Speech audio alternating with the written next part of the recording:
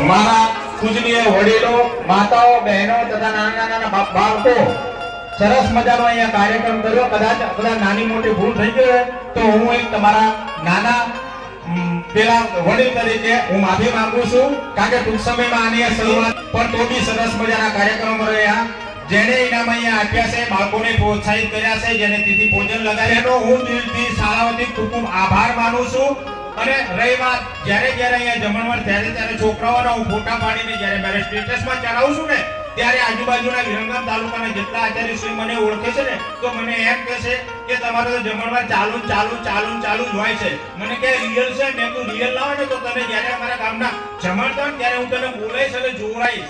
એટલે એ બદલ હું લગભગ વિરમગામ તાલુકામાં લગભગ કોઈ બી ગામો એવું નથી કે જ્યારે 15 દિવસે કે મહિને આપણે થાય છે.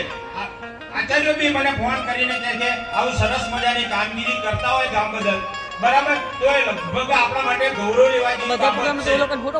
રહી વાત શિક્ષણની, બરાબર, તો અમે તમે મારા પર 100% બરાબર.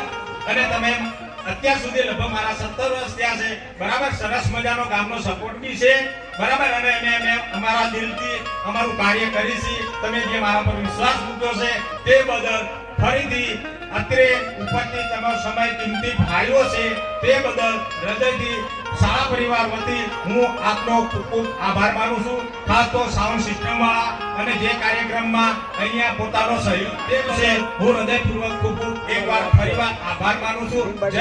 જય ભારત.